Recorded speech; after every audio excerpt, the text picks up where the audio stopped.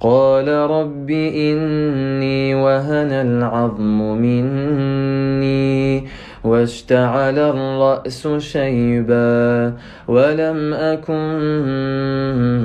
بدعائك رب شقيا وإني خفت الموالي من ورائي وكانت امرأتي عاقرا فهب لي من لدنك وليا يرثني ويرث من آل يعقوب واجعله رب رضيا يا زكريا إنا نبشرك بغلام اسمه يحيى